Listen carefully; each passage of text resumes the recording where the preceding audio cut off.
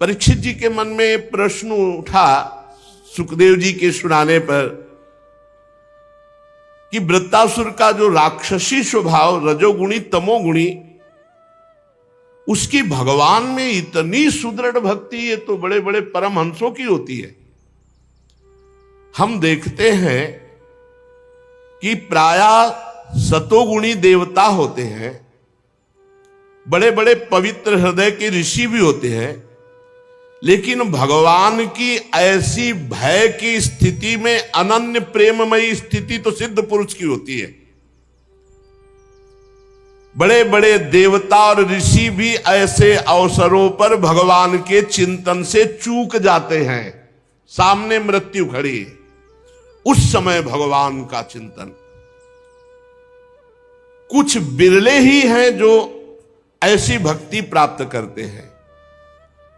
प्रायः साधन करके मोक्ष प्राप्त करने वाले तो हजारों हो सकते हैं, लेकिन ऐसी भागवती की स्थिति महामुने करोड़ों सिद्धों में भी ऐसी स्थिति मिलना बड़ा कठिन है जो एकमात्र भगवान के परायण है। और वो स्थिति हमने देखी वृत्तासुर जी में।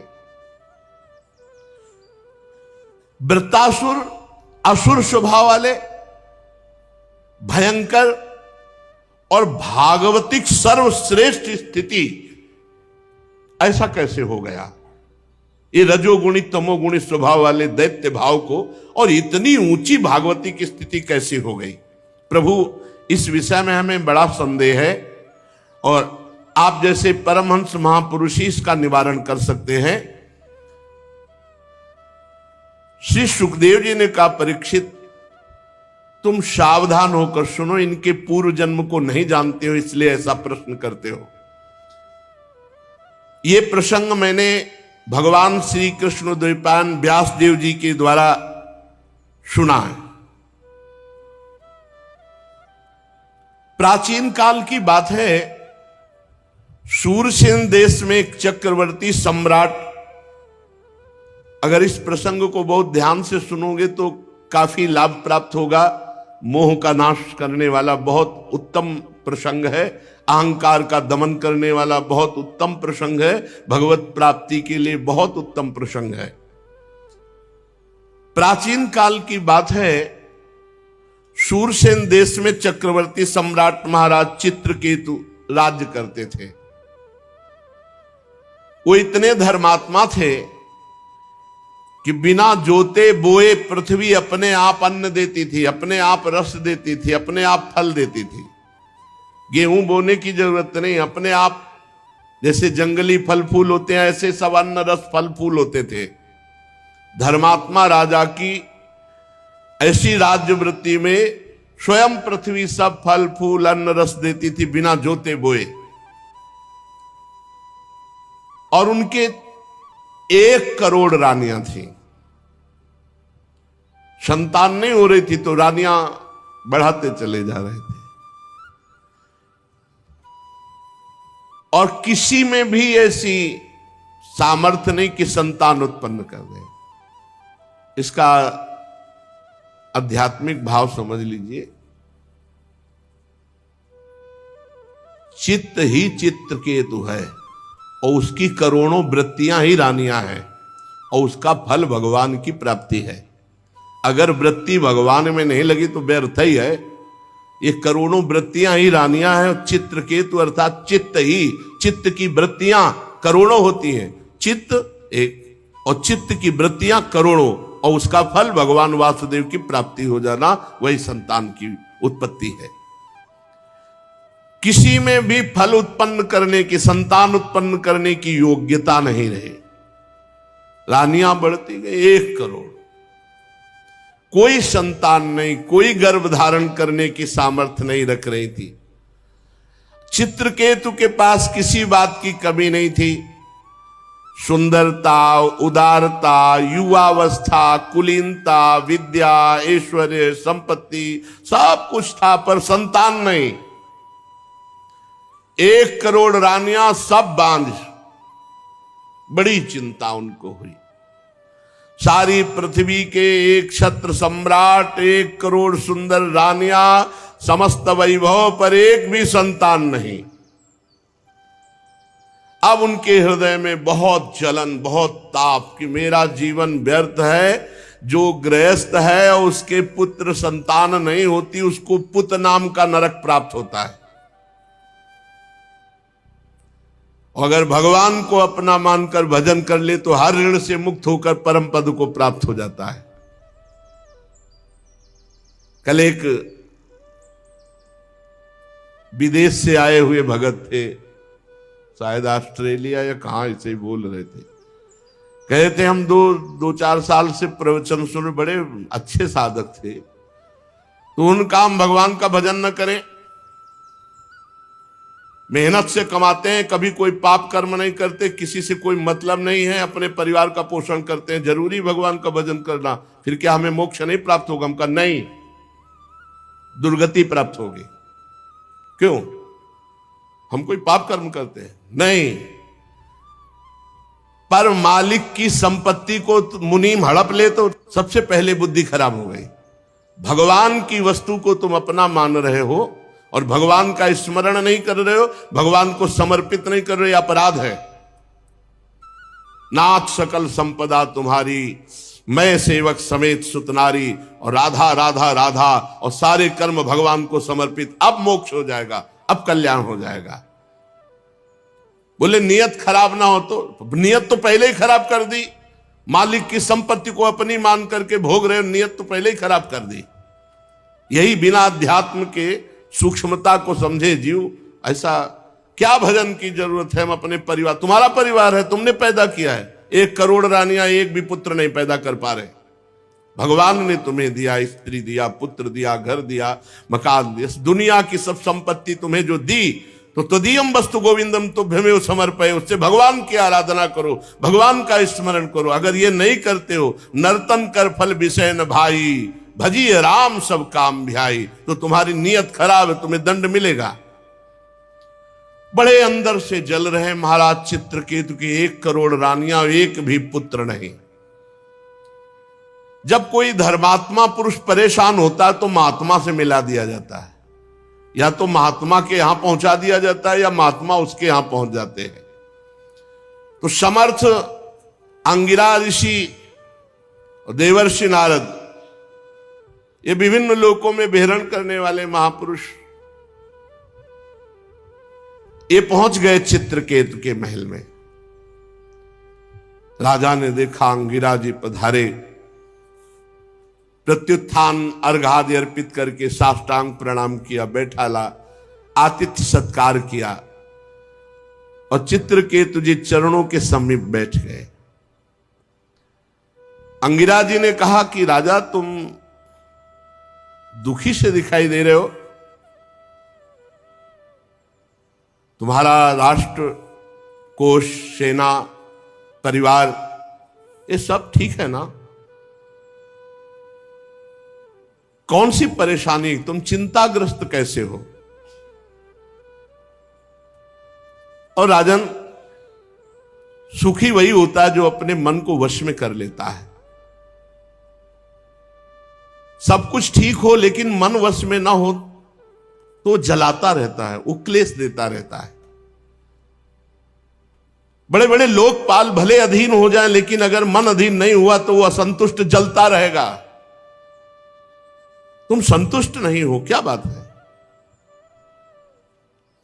क्योंकि असंतुष्टता का कारण कामना होती है। तुम्हारे मुख पर चिंता स्पष्ट झलक रही है, असंतोष झलक रहा है, स्वयं तुम ही उसके कारण हो। क्या कामना कर बैठे हो? महाराज अंगिरा ऋषि तो त्रिकालज्ञ थे, पर उनके मुख से कहलाना चाहते थे। सम्राट चित्रकेतु ने कहा, भगवान, जिन योगियों की तपस्या, ज्ञान, धारणा, ध्यान, समाधि के द्वारा सारे पाप नष्ट हो चुके हैं, जिनका जीवत्व तो नष्ट हो चुका है, वो त्रिकालज्ञ होते हैं। उनको अंतर और बाहर दोनों बातें पता होती है, और वो बातें आपको पता है। मैं जानता हूं आप त्रिकालज्ञ महापुरुष हैं। ऐसा होने पर भी जब आप जानबूझकर मुझसे ही सुनना चाहते हैं तो मैं आपकी आज्ञा मान करके निवेदन करता हूं, मुझे पृथ्वी का एक छत्र साम्राज्य प्राप्त है, ऐश्वर्य प्राप्त है, संपत्तियां प्राप्त हैं, लोकपाल भी जिनके लिए लालायित रहते हैं ऐसे भोग प्राप्त हैं, 1 करोड़ रानियां हैं, फिर भी एक भी संतान नहीं।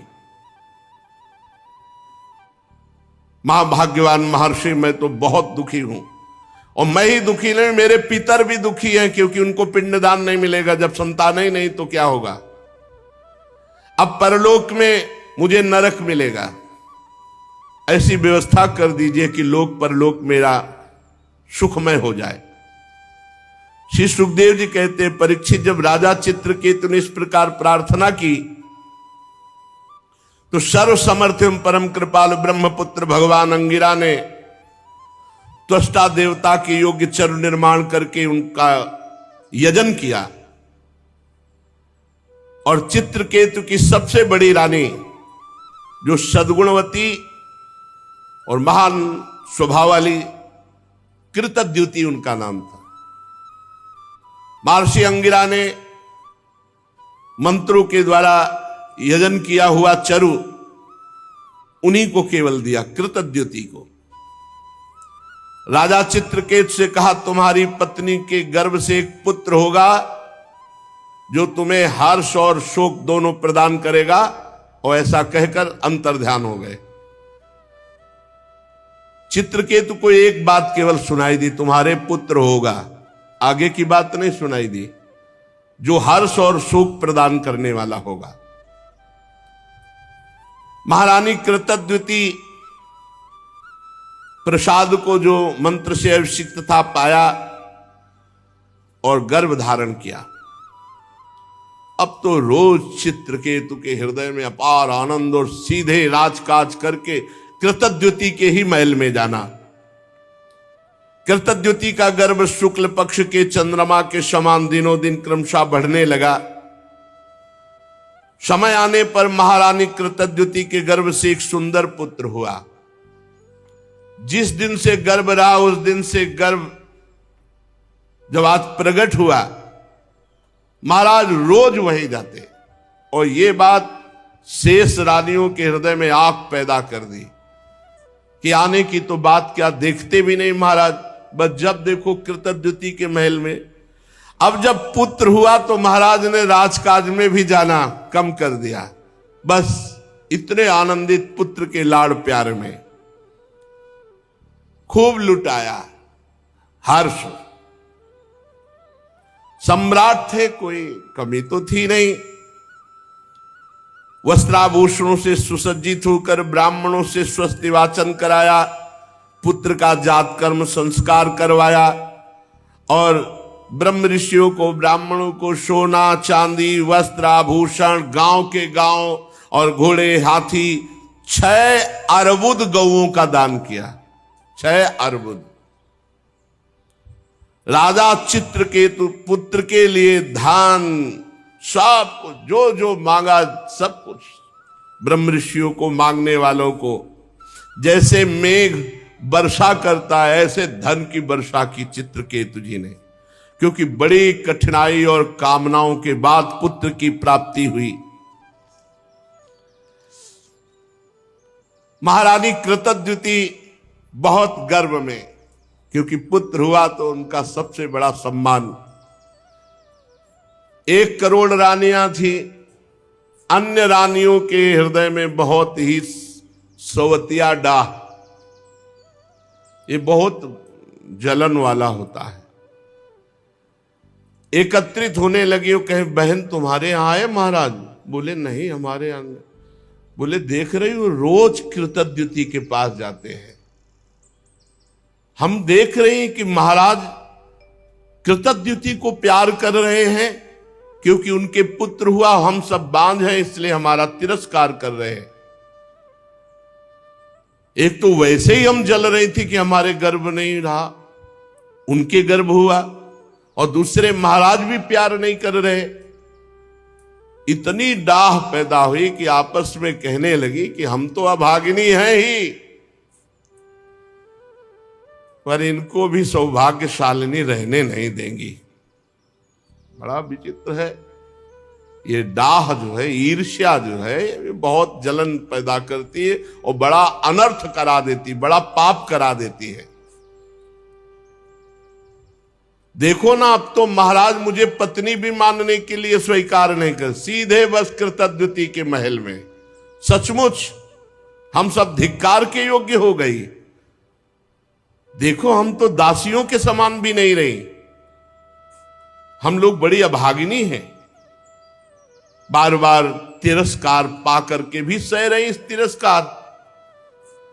अब सबने कृतद्युति के प्रति द्वेष प्रकट किया, और द्वेष डाह से बुद्धि मारी जाती है। उनके हृदय में क्रूरता छा गई और सबने एक संगोष्ठी बैठा ली अन्य रानियों ने, और कहा कि अगर राजे कुमार मार दिया जाए तो कृतद्युति जो फूली फूली घूम रही है ये सब ठीक हो जाएगा। देखो ईर्ष्या कौन सा रूप धारण करती है। नन्हे राजकुमार को मारने का प्लान बना लिया, संकल्प कर लिया। अब प्रायः धाय मां राजकुमार की सेवा में कई लगी रहती थी। एक धाय को संपत्ति और भय, संपत्ति दिया और भय की अगर नहीं करेगी तो तेरे मृत्यु दंड दिलाएंगे। तो वो तो रानियां ही हैं। भयभीत हो करके बच्चे के दुग्ध में हलाहल जहर डाल करके पिला दिया गया। देखो ईर्ष्या के कारण इनको यह ध्यान नहीं रहा कि महाराज की हालत क्या होगी। अपने हृदय की जलन मिटाने के लिए कितना बड़ा अनर्थ कार्य कर दिया कि पूरे राज्य का भविष्य उन्होंने चौपट कर दिया। अब जब बच्चा सो रहा है तो नजदीक जाकर कृतद्युति लौट आती। आज तो बहुत आनंद से सो रहा है, इधर उधर डोलती, लेकिन बहुत समय हो गया। तब धाय से कहा उठाकर ला बालक को। जो आ गया, धाय उस बालक को देखकर चीख पड़ी, क्योंकि अलग अलग धाय होती थी। पूरा नीला शरीर पड़ चुका था। हाय हाय चिल्लाने लगी और मूर्छित सी हो गई।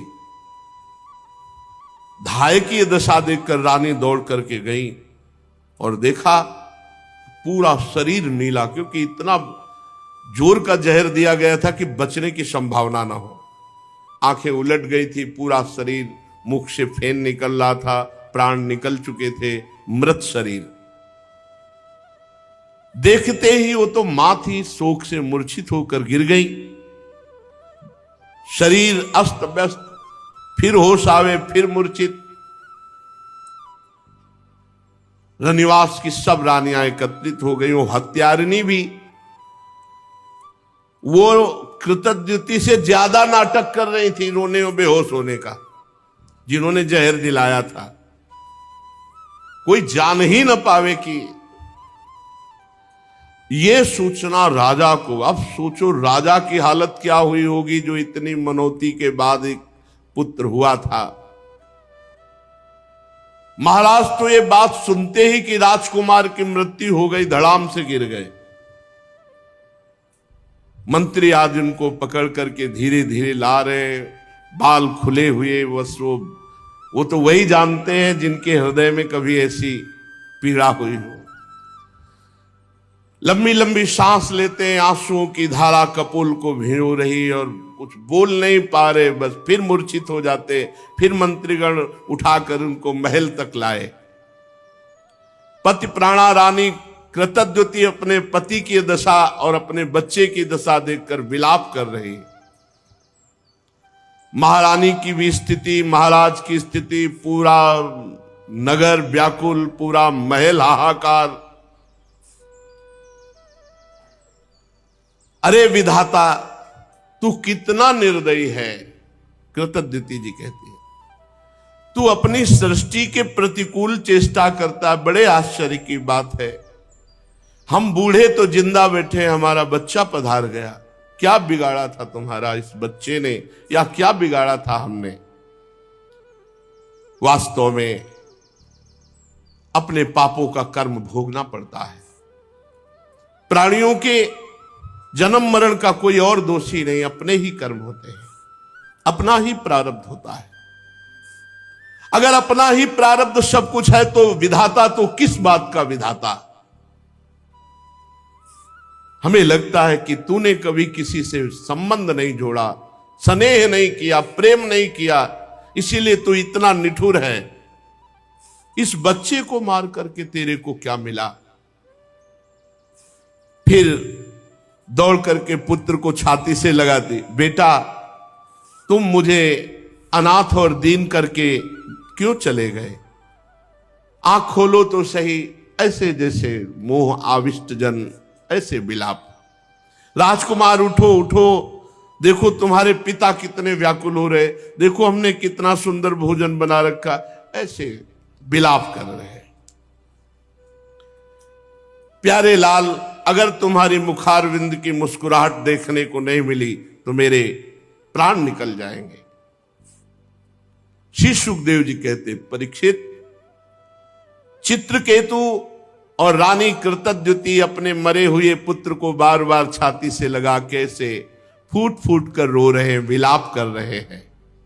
सारा नगर शोक में डूब गया कि अरे भविष्य में होने वाले राजकुमार राजा होते और उनको विष दे दिया गया। ऐसा अब कोई वहां समझाने वाला तो है नहीं। फिर वही दोनों महापुरुष आ गए, महर्षि अंगिरा और देव ऋषि नारद जी। इसी असर जब कोलाहल मचा हुआ है महान दुख का, राजा चित्रकेतु तो मृत प्राय होकर पुत्र के पैरों के पास पड़े हैं। अंगिरा और देवर्षि नारद जी गए और कहा, राजेंद्र उठो उठो।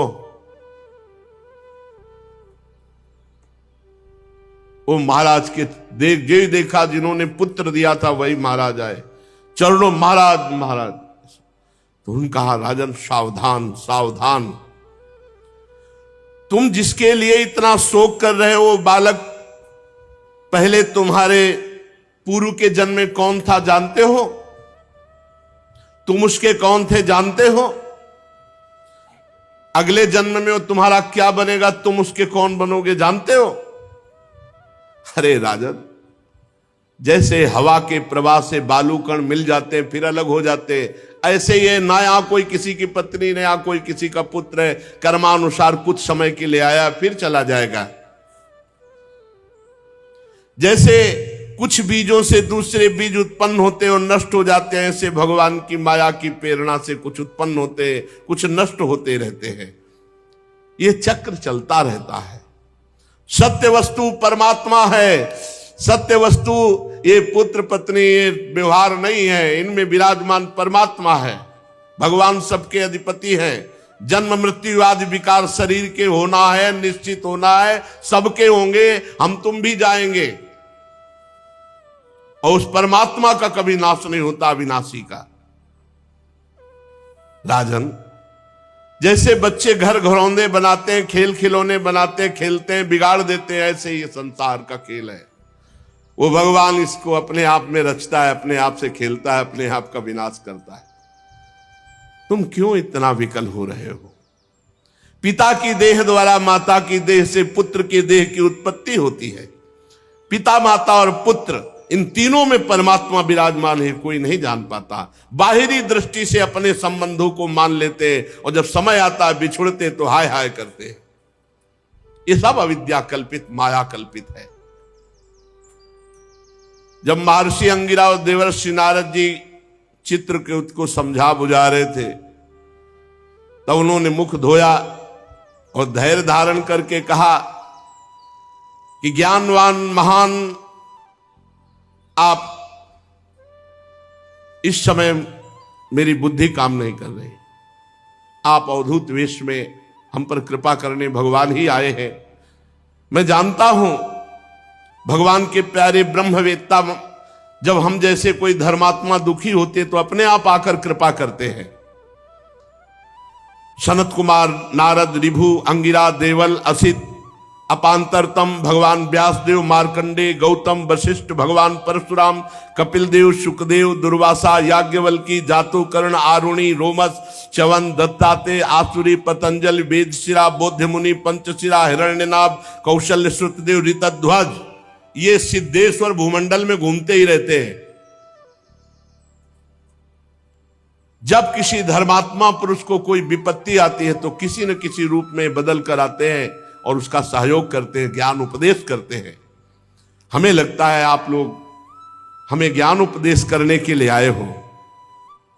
तो महर्षि अंगिरा ने कहा, राजन जरा नेत्र खोल करके देखो, मैं अंगिरा ऋषि देवर्षि नारद है। जब तुम पुत्र प्राप्ति के लिए विकल होकर बोले थे, हम ही ने तुम्हें पुत्र प्राप्ति का वरदान दिया था और कहा था तुम्हें हर्ष और शोक होगा।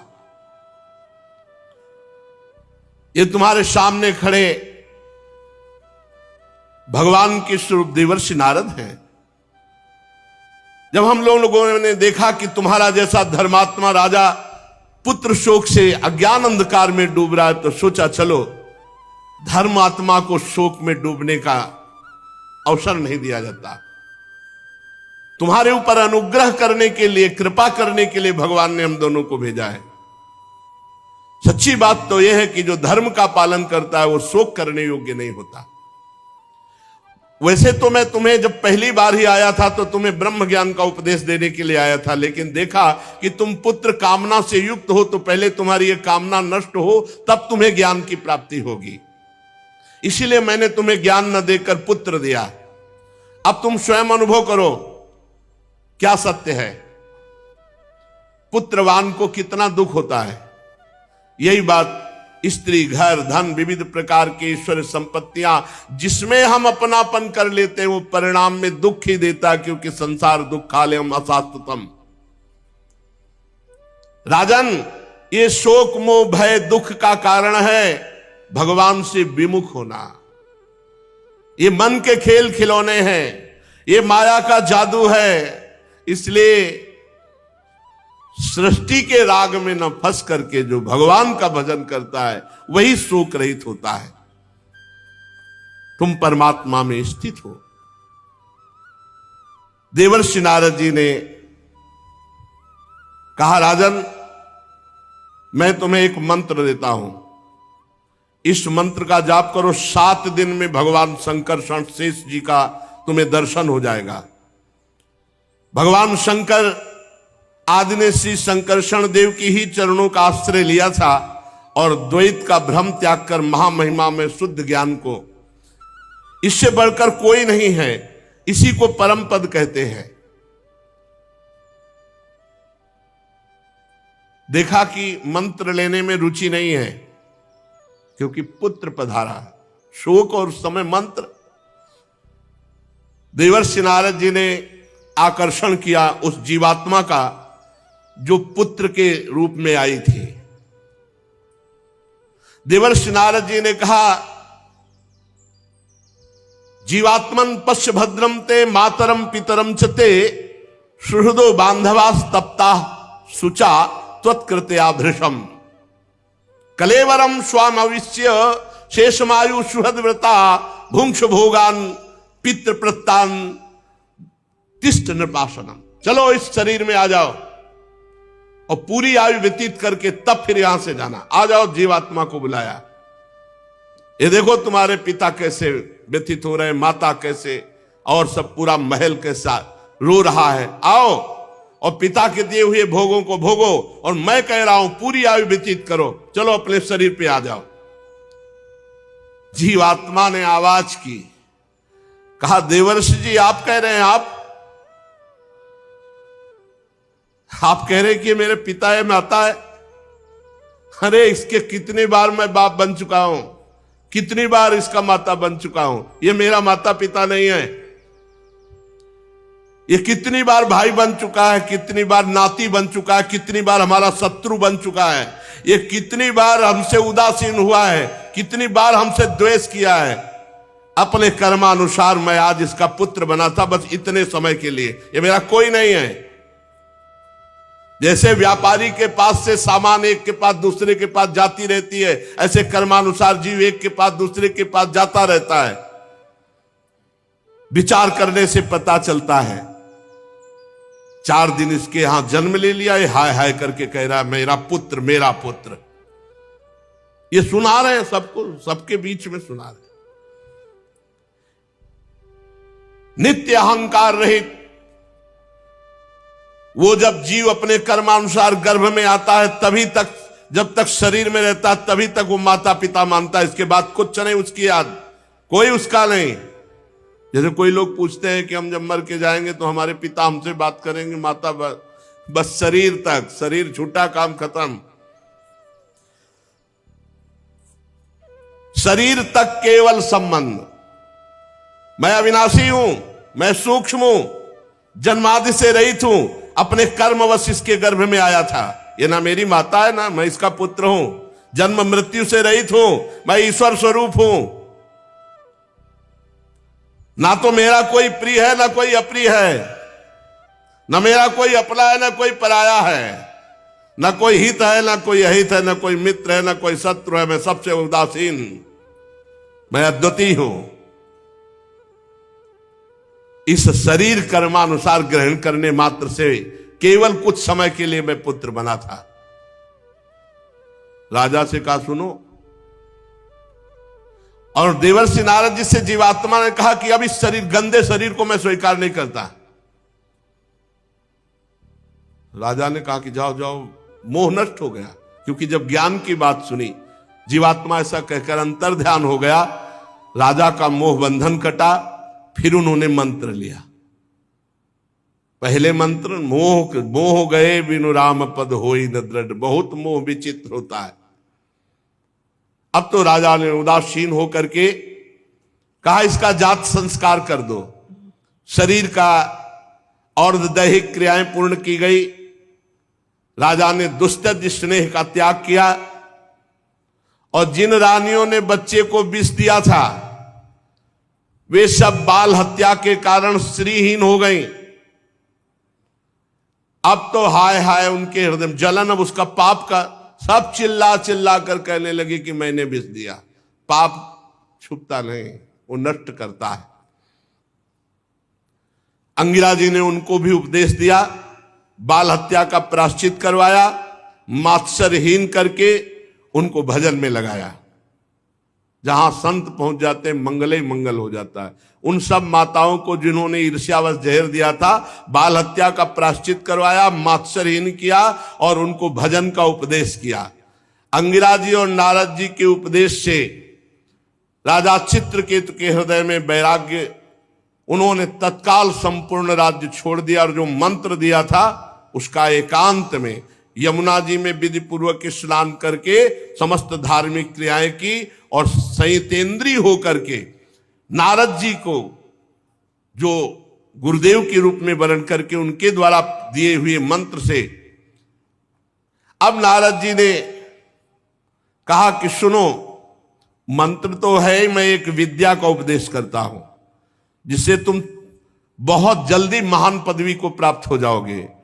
ओम नमस्तुभ्यं भगवते वासुदेवाय धीमहि प्रद्युम्नाय निरुद्धाय नमः संकर्षणाय च नमो विज्ञानमात्राय परमानंद मूर्तये आत्मा रामाय शांताय निवृत्तद्वैत दृष्टये आत्मानंदानुभूत्यैव न्यस्त शक्तिर्मये नमः ऋषिकेशाय महते नमस्ते विश्वमूर्तये वचस्यु परते प्राप्य यैको मनसः स अनाम रूपस्यन्मात्रः सोऽव्यान्नः सदसत्परः यस्मिन्निदं यतश्चेदं तिष्ठत्यप्येति जायते मृण्मयेष्वियो मृज्जातिस्तस्मै ते ब्रह्मणे नमः यन्न स्पृशन्ति न विदुर्मनो बुद्धीन्द्रियासवः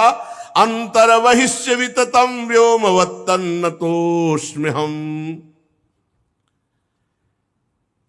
ओंकार स्वरूप भगवान वासुदेव प्रद्युम्न अनिरुद्ध और संकर्षण रूप से क्रमशः चित्त बुद्धि मन और अहंकार के अधिष्ठाता है। मैं आपके इस चतुर्व्यूह रूप को बार बार नमस्कार करता हूं। आप विशुद्ध विज्ञान स्वरूप हैं, आपकी मूर्ति परमानंदमयी है, आप अपने स्वरूप भूत आनंद में मगन रहते हैं, आप माया जनित राग द्वेष आदि दोषों का तिरस्कार करते हैं। हे प्रभु, मैं आपको नमस्कार करता हूं। आप सबकी समस्त इंद्रियों के प्रेरक परम महान विराट रूप है। हे प्रभु, मैं आपको नमस्कार करता हूं। मन सहित वाणी आप तक ना पहुंच करके बीच से ही लौट आती है। उसके उपरत हो जाने पर जो अद्वितीय नाम रूप रहित चेतन मात्र और कार्य कारण से परे की वस्तु होए, वो प्रभु आप है। आप हमारी रक्षा कीजिए। नारद जी ने इस महाविद्या का उपदेश किया। देवर्षि नारद अपने शरणागत भक्त चित्रकेतु को इस विद्या का उपदेश करके महर्षि अंगिरा जी के साथ अंतर्ध्यान हो गए।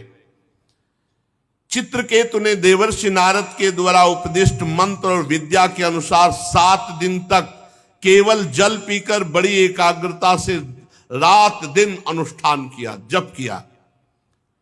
7 रात के पश्चात राजा चित्रकेतु को विद्याधरों का अखंड आधिपत्य प्राप्त हो गया। इसके बाद कुछ ही दिनों में इनका मन और भी शुद्ध हुआ, तो इन्होंने देखा देवादिदेव भगवान संकर्षण शेष जी सामने विराजमान है। उन्होंने देखा कि पहले बड़े बड़े सिद्धेश्वर, फिर उनके बीच में गौरवर्ण नीलांबर धारण किए हुए भगवान शेष जी, सिर पर किरीट, बाहों में बाजूबंद, कमर में करदनी, कलाई में कंगन, आभूषण चमक रहे, नेत्र रत्नाने हैं, मुख पर प्रसन्नता छा रही। भगवान शेष जी का दर्शन करके चित्रकेतु पूर्ण निष्पाप हो गए। अंतःकरण स्वच्छ निर्मल हो गया। हृदय में ऐसा आनंद आया कि शेष भगवान के दर्शन से अश्रु प्रवाह होने लगा। रोम रोम आनंद से खिल उठा। आदि पुरुष भगवान शेष जी के चरणों में बार बार नमस्कार। आंखों से आंसू टपक रहे, बार बार भगवान के चरणों में प्रणाम कर रहे हैं। प्रेमोद्वेग से एक अक्षर भी नहीं निकला। बहुत देर तक वो रुदन करते रहे। भगवान शेष जी की कुछ भी स्तुति न कर पाए। थोड़ी देर बाद भगवान की कृपा शक्ति से उनमें कुछ बल आया। तब अपनी विवेक बुद्धि से मन और इंद्रियों को समाहित करके भगवान के द्वारा प्रेरित भगवान की स्तुति करने लगे चित्रकेतु जी। चित्रकेतु जी ने कहा, हे अजित, जितेंद्रियम समदर्शी साधुओं ने आपको जीत लिया है। अजित जिता सममति भी साधुभिर भवान जितात्मभिर भवता विजितास्ते पिच भजता मकामात्मनाम या आत्मदोति करुणा। जिन्होंने अपनी इंद्रियों पर विजय प्राप्त कर लिया है, जो सब में भगवान का दर्शन करते हैं, ऐसे संतों ने हे अजित आपको जीत लिया है। आपने अपने सौंदर्य माधुर्य कारुण्य आदि गुणों से अपने भक्तों को वश में कर लिया है। अहो आप धन्य हैं। जो पुरुष निष्काम भाव से आपका नाम जप करते हैं, आप करुणा परवश होकर अपने आप को उन भक्तों को दे डालते हैं। हे भगवान, जगत की उत्पत्ति स्थिति प्रलय आपके एक लीला विलास है। विश्व निर्माता ब्रह्मादि आपके अंश के भी अंश हैं। फिर भी वे पृथक पृथक अपने को जगत कर्ता मानकर स्पर्धा करते हैं। नन्हे से नन्हे परमाणु से लेकर बड़े से बड़े महातत्व पर्यंत संपूर्ण वस्तुओं के आदि अंत और मध्य में केवल आप ही विराजमान हो। छोटे से छोटे परमाणु में भी आप विराजमान हैं। तो अणोअणियान महतो महियान। प्रभु, कोई भी वस्तु ऐसी नहीं जिसमें आप न विराजमान हो। बस यही बात समझ में आ गई तो सर्वत्र भगवान का साक्षात्कार। जो नर पशु केवल विषय भोगों में लगे हुए हैं, आपका भजन नहीं करते हैं, उनको नरक की प्राप्ति होती है। आप कह दो कि हम कुछ पाप नहीं, रह ही नहीं सकते बिना पाप किए। अगर भगवान का भजन नहीं तो बुद्धि शुद्ध नहीं तो पापाचरण तो होगी। और सबसे पहली बात, आप भेजे ही गए हो भजन करने के लिए मानव देह में। यदि सत्कर्म नहीं किया, भजन नहीं किया तो अपराध है, दंडनीय। ये भागवती का अपराध है।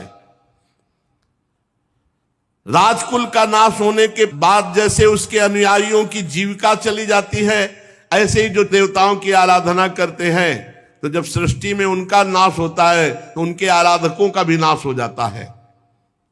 हे परमात्मन, आप ज्ञान स्वरूप हैं, जो सकाम भावना से युक्त होकर के अन्य अन्य उपासना में लगे हैं, आपका भजन नहीं करते, वो जन्म मृत्यु के बंधन से कभी मुक्त नहीं हो सकते। जीव को सुख दुख की प्राप्ति कराने वाली ये कामनाएं ही हैं, ये द्वंद्व हैं। इसलिए हे अजित, विशुद्ध भागवत धर्म का जिसने आश्रय ले लिया, जो निरंतर भजन करता है, जिसके आप ही हो संग्रह परिग्रह अकिंचन है, जो आप में ही अपनी अहमता ममता समर्पित कर दिया है, वो इस आवागमन से मुक्त हो जाता है। अन्य कोई उपाय नहीं। जो भागवत धर्म का पालन करता है, जिसका सब कुछ भगवान ही है, जो रात दिन भजन करता है, वही इस आवागमन से मुक्त होता है। भगवान, आपके दर्शन मात्र से मेरा अंतःकरण का सारा मल धुल गया। आपके अनन्य प्रेमी भक्त देवर्षि नारद जी ने मुझे जो जो कहा था वो सब ठीक वैसा ही मिला। हे अनंत, आप संपूर्ण जगत की आत्मा हैं, अतएव संसार में जितने प्राणी हैं उन सबका बल आप हैं। चाहे जुगनू हो चाहे सूर्य, जुगनू से लेकर सूर्य तक आपसे ही प्रकाशित है, अर्थात छोटे बल से लेकर बड़े बल तक आपके ही बल के द्वारा सब बलवान हैं, पर कोई ये जान नहीं पाता। प्रभु, आपकी चेष्टा से ही ब्रह्मांड में चेष्टा प्रकट होती है, बड़े बड़े लोकपालों में चेष्टा होती है और छोटे छोटे जीवों में भी चेष्टा होती है, आपके ही बल से। हे शास्त्र शीर्षा शेष भगवान, आपको नमस्कार है। मंत्र के प्रभाव से चित्रकेतु को विद्याधरों का अधिपति पद प्राप्त हुआ और भगवान शेष जी के दर्शन हुए। भगवान शेष जी ने कहा, चित्रकेतु, ये जो बहुत जल्दी तुम्हें हमारा साक्षात्कार हुआ ना, ये देवर्षि नारद और महर्षि अंगिरा की कृपा से। ये भगवत प्रेमी महात्मा चाहे तो जो जन्म जन्म में प्राप्त होना है वो दिनों में प्राप्त हो जाए। ये जो विद्या का उपदेश देवर्षि नारद ने किया, उसी के प्रताप से मैंने तुम्हें दर्शन दिया। मेरे दर्शन तुम्हें प्राप्त हुए, अब तुम सिद्ध हो चुके। मैं समस्त प्राणियों का आत्मा हूं, मैं पालन करता हूं, मैं ही शब्द ब्रह्म वेद हूं, मैं ही पर ब्रह्म की अनुभूति हूं। जैसे स्वप्न में सोया हुआ पुरुष स्वप्नांतर होने पर संपूर्ण जगत को अपने में ही देखता है, स्वप्नांतर टूट जाने पर स्वप्न में ही जागता है, ऐसे ये जागृत की स्वप्नमयी अवस्थाएं हैं, ये मायामयी है और इनसे मैं अतीत परमात्मा हूं। सांसारिक सुख के लिए जो चेष्टाएं की जाती हैं उनमें श्रम है, क्लेश है, परंतु जो सत्य सुख के उद्देश्य से की जाती है वो परम सुख प्रदान करने वाली है। नाम जप करते हुए सांसारिक चेष्टाएं करो, सुख मिलेगा। नाम भूल करके सांसारिक चेष्टाएं करोगे, यही फंसा के दुख के जाल में डाल देंगी। जो मनुष्य अपने को बहुत बुद्धिमान समझता है और मेरा भजन नहीं करता, कर्म के पचड़ों में फंसा रहता है, उसे विपरीत फल मिलता है, समझ लेना चाहिए। ये समझ लेना चाहिए, भजन करना अति अनिवार्य है। भजन नहीं करोगे तो दुख मिलेगा, दंड मिलेगा। इसलिए लोक में देखे हुए, परलोक में सुने हुए भोगों की चक्कर में ना पड़कर उनसे अपना पिंड छुड़ाकर मेरा नाम जप करे, मेरा भजन करते हुए अपने कर्तव्य कर्म को करे। योग मार्ग में तत्व को समझने वाला वही निपुण है जो ये बात समझ ले, जीव का सबसे बड़ा कर्तव्य, सबसे बड़ा स्वार्थ, सबसे बड़ा परमार्थ है कि वो मेरा साक्षात्कार कर ले। जाओ, आज से तुम सिद्ध हो गए, भगवान ने प्रमाण दे दिया। और भगवान शेष जी अंतर ध्यान हो गए।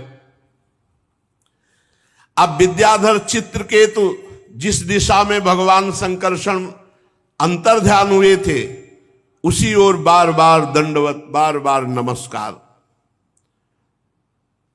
अब तो महायोगी हो गया चित्रकेतु, विद्याधरों का अधिपति और भगवान संकर्षण का कृपा पात्र। करोड़ों वर्षों तक सब प्रकार के संकल्पों को पूर्ण करने वाली सुमेर पर्वत की घाटियों में आनंद अब सिद्ध हो गया। बस यही त्रुटि है, सिद्ध होने के बाद भी खूब भजन में लगना चाहिए। इसीलिए जो सावधान पुरुष हैं, जैसे पकड़े हुए मृग पर कभी विश्वास नहीं, ऐसे मन पर कभी विश्वास नहीं। सुमेरु पर्वत की दिव्य घाटियों में विहार, शरीर का बल और इंद्रियों का बल छोड़, क्योंकि सिद्ध। अब बड़े बड़े जन इनकी स्तुति करते, उनकी प्रेरणा से विद्याधरों की स्त्रियां उनके पास जाती। बहुत सावधानी की जरूरत है, बहुत सावधानी की। पूरे जीवन आजीवन भजन परायण। अब एक दिन की बात है कि चित्रकेतु तेजोमय दिव्य विमान पर, जो उनको प्राप्त हुआ था विद्याधरों के अधिपति पद पर, तो निकले विमान पर चढ़े चढ़े तो देखा कुछ ऋषि जो है बैठे हो, भगवान शंकर उपदेश कर रहे हैं, तो विमान पर चढ़े चढ़े गए। अरे थोड़ा तो बुद्धि ठिकाने रहनी चाहिए, ये अहंकार आ गया। देखो, भगवत साक्षात्कार के बाद भी अगर भजन में त्रुटि हो गई तो किसी और की माया नहीं, उन्हीं की माया है, उतने पे भी भ्रम पैदा कर देगी। ये भी बात समझ लो। इसीलिए जो सिद्ध महापुरुष होते हैं रात दिन भजन में लगे रहते हैं, भजन से नहीं हटते। ये नहीं कि सिद्ध हो गए तो अब चलो सुमेरु की घाटियों पर विहार करते हैं। देख लो, उद्दंडता नहीं गई महाराज चित्रकेतु की, बहुत जल्दी सिद्ध हो गए। 7 दिन में तो अधिपति पद प्राप्त हो गया, क्योंकि ऋषि कृपा हो गई। सत्संग बराबर मिलना चाहिए, भजन बराबर होना चाहिए। ने सिद्धों की भी बुद्धि में फर्क डाल देती माया। ज्ञानी नाम पिचेता से देवी भगवती हिसाब बलादा कृष्ण मोहाय महामाया प्रेक्षति। उन्होंने विमान पर चढ़े चढ़े देखा कि बहुत से मुनियों की सभा लगी हुई है, बड़े बड़े सिद्ध बैठे हुए हैं, और भगवान शिव आसन पर बैठे हुए, और भगवती पार्वती जी वामांग की गोद में विराजमान है। भगवान शिव की बाईं जंघा पर अंबा पार्वती जी विराजमान है, और बड़े बड़े ऋषि मुनियों के बीच में बैठे हुए उपदेश कर रहे हैं। चित्रकेतु विमान पर चढ़े चढ़े ही पहुंच गया। अरे इतना तो हो साला चाहिए कि तुम्हारे से ज्यादा सिद्ध वहां जमीन में बैठे हैं, और सब सिद्धों के गुरु भगवान शंकर। तो ये विमान ही पे चढ़ा गया नीचे। विमान को ऐसे नीचे, मतलब जमीन में नहीं उतारा, ऐसे बीच इच्छाधारी विमान होते, जो आप इच्छा करो वैसे विमान। तो वैसे भगवान शंकर के समकक्ष विमान लेके गया। बड़ा भारी अपराध है, बड़ा भारी अपराध। विमान पर चढ़े चढ़े उनके पास गया, और पार्वती जी तरफ देख करके हंसने लगा, और जोर जोर से कहने लगा, एस लोक गुरु साक्षात धर्मम वक्ता शरीरिणाम आस्ते मुख्या सभायाम वही मुथनी भूय भार्यया जटाधरस तीव्र तपा ब्रह्मवादी सभापति अंगीकृत स्त्रियम चास्ते गत ही प्राकृतो यथा। वो तो थोड़ा और अशुद्ध शब्द बोल रहा है। विमान पे चढ़े थे, बुद्धि भ्रष्ट हो गई। बहुत कितना कड़ुआ बोला, मतलब भगवान के सामने कोई बोल सकता है और ये नहीं जानते कि वही पार्वती है, वही शिव है। अरे महायोगी भगवान शिव। भगवान शंकर तो मुस्कुरा दिए, जैसे छोटा बच्चा कोई उद्दंडता पूर्वक बोले तो पिता मुस्कुरा देते ना। तो भगवान शंकर, भगवान अपि तच्छ्रुत्वा प्रास्या अगाध धीर नृप, अगाध ब्रह्मबोध प्रदान करने वाले भगवान शिव तो केवल मुस्कुरा दिए, बच्चा है। चित्रकेतु अब भी कटाक्ष करके पार्वती जी की तरफ हंस रहा था। भगवान शिव शांत बैठे। सब ऋषि मुनि, अरे इसकी बुद्धि भ्रष्ट, क्या बोल रहा है। अरे सनकादि अब ऋषि मुनि हुआ, कोई ये थोड़ी है कि सब सिद्ध भगवत प्राप्त महापुरुष वहां बैठे, ब्रह्मबोध चर्चा हो रही। चित्रकेतु को भगवान शंकर का प्रभाव नहीं मालूम था, सत्संग नहीं हुआ। बहुत काल सत्संग करने से तब बात भक्तमाली जी कह रहे थे, बिना सत्संग के भगवान मिल सकते, उद्दंडता नहीं जा सकती। अगर साधु सेवन किया होता ना 2-4 साल, लंगोटी धोया होता महात्मा की, तो इसकी बुद्धि खराब नहीं होती। मंत्र दे दिया, 7 दिन में मंत्र के प्रभाव से विद्याधर का अधिपति बना। थोड़े दिन और जब किया, संकर्षण भगवान का दर्शन हो गया। अभी एक कुछ दिन रहता संतों के, नारद जी के पास, संतों के पास रहता तो उद्दंडता ना रहती इसकी। इतनी बड़ी उद्दंडता। जितने भी सभा में बैठे थे सब की रुद्र दृष्टि हो गई, कैसे बात कर रहा है भगवान शिव से, कैसे बात कर रहा है। चित्रकेतु को भगवान शंकर का प्रभाव नहीं पता था, इसलिए वो ऐसे अशुद्ध शब्द बोल गया। और उसको एक अहंकार हो गया। रुषाहा देवी दृष्टाय निर्जितात्माभिमानिने, उसको घमंड था कि मैं विद्याधरों का अधिपति हूं और मैंने संकर्षण भगवान का साक्षात्कार किया। ये बहुत ही आश्चर्य की बात है। इसीलिए सत्संग अनिवार्य है। कोई भी कितना भी बड़ा सत्संग अनिवार्य है। घमंड आ गया, घमंड ना होता तो भगवान शंकर को देख के साष्टांग दंडवत होता, विमान से कूद पड़ता। विमान पे चढ़े चढ़े वहां गया। पार्वती जी ने कहा, भगवान शिव तो कुछ नहीं बोले और सभा में सबको रोष था, लेकिन सब मर्यादित, बिना शिव आज्ञा के कोई कुछ कह नहीं सकता। तो पार्वती जी बोले, अयम किम धुना लोके शास्ता दंड धरा प्रभु, हम जैसे निर्लज्जों को दंड देने वाले तुम भगवान हुए हो। वो मुझे नहीं पता था कि तुम हम जैसों को दंड देने वाले हो। निर्लज्ज शासन करने चला है। जान पड़ता है ये जो सामने बैठे हैं ब्रह्मा जी, भृगु जी, नारद जी, सनक सनंदन सनातन सनत कुमार, कपिल देव जी, मनु जी, ये जो बड़े बड़े नीचे बैठे हुए भगवान शिव से सत्संग कर रहे हैं, इनको ज्ञान नहीं है। तू आया धर्म मर्यादा का उल्लंघन करने वाले भगवान शिव को उपदेश देने।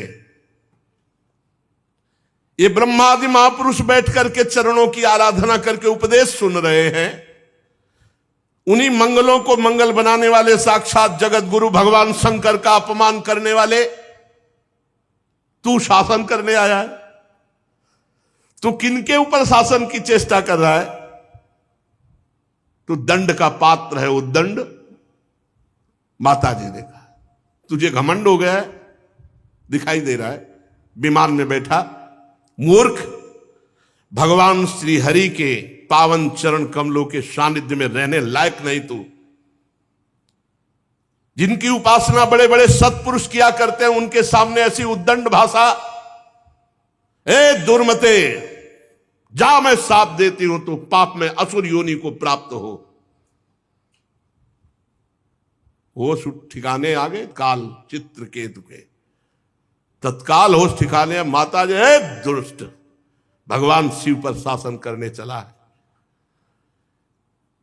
जा, आज के बाद किसी महापुरुष का अपराध करने की तेरी हिम्मत नहीं पड़ेगी। परीक्षित जे ही चित्रकेतु को शाप दिया, सो सारा घमंड का नशा उतरा, कूद पड़ा विमान से और सिर के बल भगवान और अंबा जी के चरणों, क्षमा करो क्षमा।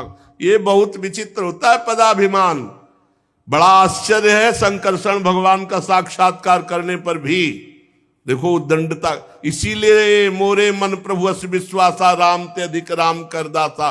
भगवान के दासों का निरंतर संग करे तो उद्दंडता खत्म हो जाएगी। भगवत साक्षात्कार होने पर भी उद्दंडता बनी रहती है। यदि सत्संग ना हो तो कहीं ना कहीं अक्रूर जी मणि लेकर काशी चले गए थे।